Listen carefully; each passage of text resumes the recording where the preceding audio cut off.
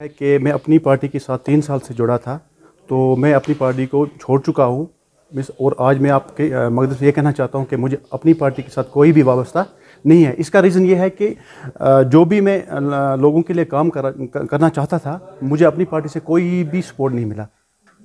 तो मैंने ये डिसाइड किया कि मैं अब इस पार्टी के साथ नहीं रहना चाहता हूँ।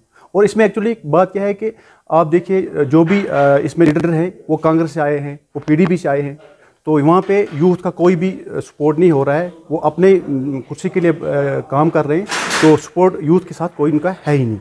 जी, मैं यूथ प्रेसिडेंट था अपनी पार्टी से। और आप ये देखो, आप चेक करो, 2021 में मैंने डिस्ट्रिक्ट बारामूला में पहली बार यूथ की मीटिंग की, जिसमें बहुत 500 से ऊपर यूथ जुड़ा था मेरे साथ। तो उसके बावजूद भी इनने हमारी जो यूथ का डिसअलाउ किया इन्होंने। तो जब इनको मैं फ़ोन करता था कि ऐसे लोगों के काम में कहीं सड़कों का रिस्पांस कोई नहीं मिल रहा था, इसलिए मुझे फिर खुद जाना पड़ता था एडमिनिस्ट्रेशन के पास, डीसी के पास, लोगों के काम करने के लिए। इलेक्शन का जो इस टाइम ये चल रहा है, लेकिन मेरा ये कहना है कि हमें इस टाइम अगर इलेक्शन वोट डालना है, उस किस बात पे हम डालेंगे। हमें इस टाइम डेवलपमेंट के लिए, लोगों की मदद के लिए, लोगों के कामों के लिए हम वो वोट डालेंगे, ना कि सियासत 370 जैसे एनसी का ये मकसद है कि वो खाली लोगों को ये बोल रहे हैं कि हम 370 वापस लाएंगे और 370 वापस लाएंगे बाकी चीज़ों का। लेकिन हमें ये मेरा मुद्दा और मकसद ये है कि हम अगर वोट डालेंगे वो सिर्फ़ और सिर्फ डेवलपमेंट के लिए डालेंगे। वो फ़िलहाल बांध दें, अब उनके बेटे सियासत कर रहे हैं। लेकिन मैंने कुछ पहले 2-3 दिन पहले कि सुना कि वो कह रहे हैं कि मैं 20 तारीख को कॉलेज फिर से ज्वाइन कर रहा हूँ। अगर वो कॉलेज ज्वाइन कर रहे हैं तो हम किसको वोट डालेंगे, हम किसके पास जाएंगे? कल को वो जीतेंगे, हम किसके पास जाएंगे? अगर इंजीनियर रशीद बंद हैं, किस बुनियाद पर बंद हैं? मैं ये चाहता हूँ कि अगर इंजीनियर रशीद बंद है जेल में, उसको हमें उसके लिए एक प्रोटेक्शन करना पड़ेगा। जंतर मंतर सबसे पहले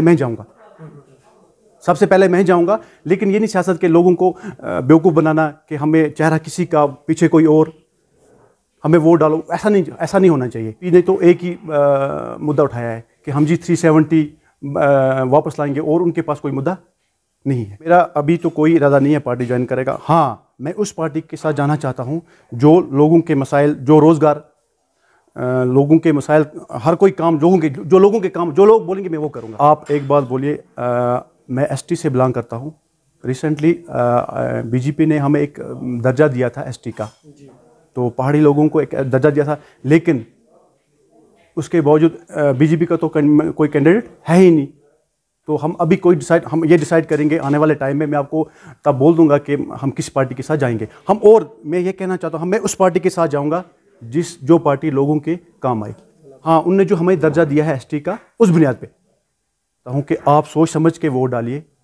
आप ये नहीं किसी के बेखाने में नहीं आइए कि वो 370 लाएगा, वो ये काम। आप इस बार हमें ये वोट डालना है कि हमें डेवलपमेंट कहाँ पे होगी, बेरोजगारी कहाँ पे खत्म होगी, हमारे बिजली के मसले हैं, सड़कों के मसले हैं। हम उस बुनियाद पे वोट डालेंगे, ना कि 370 बाकी चीज़ों पे नहीं, हम वोट नहीं डालेंगे। मुझे ये है कि वहाँ पे यूथ को इज़्ज़त नहीं है।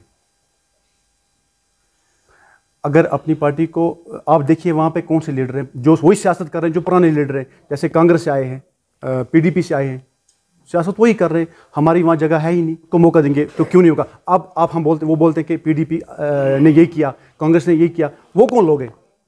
अब मुझे बोलो, वो कौन लोग हैं? वो ना पीडीपी से हैं, वही कांग्रेस से हैं, वही बाकी पार्टियों से, वही अब उनने नई पार्टी बनाई है, वही कह रहे हैं कि उन पीडीपी ने यही किया, लेकिन लोग वही है ना।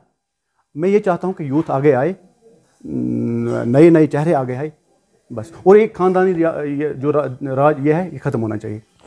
मैं मोहम्मद आज़म खान बाटला, पहाड़ी कल्चर एंड वेलफेयर फोरम का एक खादम अपनी कौम को हूँ, एक खादम के तौर पर काम कर रहा हूँ। ना कोई लीडर, ना कोई ओहदा, ना कुछ। हम अपनी कौम को आगे चला रहे हैं। शुक्र है अल्लाह तबारक ताला का, 70 साल के बाद मेरी जो ये कौम है, हमारी जो कौम है पहाड़ी, इसको बीजेपी सरकार ने कचड़े से उठाकर ऊपर ले गया है। वो हम बीजेपी सरकार का मैं शुक्रिया अदा करता हूँ, अमित शाह जी का शुक्रिया अदा करता हूँ, नरेंद्र भाई मोदी का शुक्रिया अदा करता हूँ। हम किसी सियासत से नहीं हैं, हमारा एक ही मकसद था अपनी कौम का क्योंकि हम अपनी कौम को आगे चलाना चाहते हैं और अपनी जो पहाड़ी कल्चर कौम है उसको आगे देखना चाहते हैं। और हमारे लीडरों ने जो एहसान का बदला एहसान, अगर कोई एहसान करता है किसी कौम पर या किसी इंसान पर एहसान करता है तो अल्लाह तबारक तआला भी फरमाते हैं कि एहसान का बदला एहसान से दो।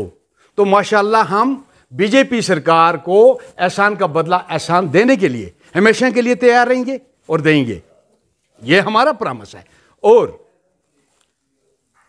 जो उन्होंने कैंडिडेट अपना नहीं खड़ा किया, उनका कैंडिडेट नहीं है।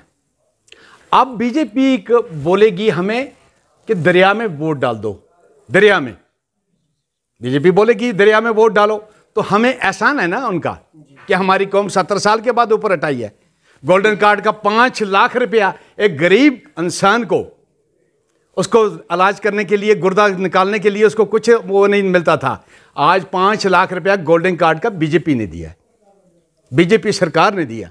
डेवलपमेंट सबका साथ सबका विकास है। अब जहांगीर खान साहब को मैं मुबारकबाद देना चाहता हूं कि पहाड़ी कल्चर जो अपनी कम्युनिटी है, एसटी हमारी पहाड़ी ट्राइबल, इसमें आप शामिल हो जाएं।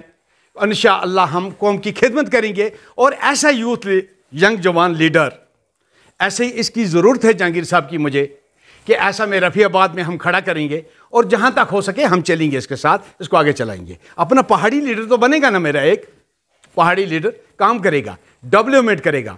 आज भी हालातों पर आप नज़र दीजिए। देखो हमारी जो है कम्युनिटी, हमारी कम्युनिटी एहसान का बदला एहसान देने के लिए मेरे सभी भाइयों को गुजारिश करता हूँ कि सभी भाई मेरे जो पहाड़ी कल्चर के साथ वाबस्ता हैं, एहसान का बदला एहसान देने के लिए तैयार हो जाओ और आज देना है।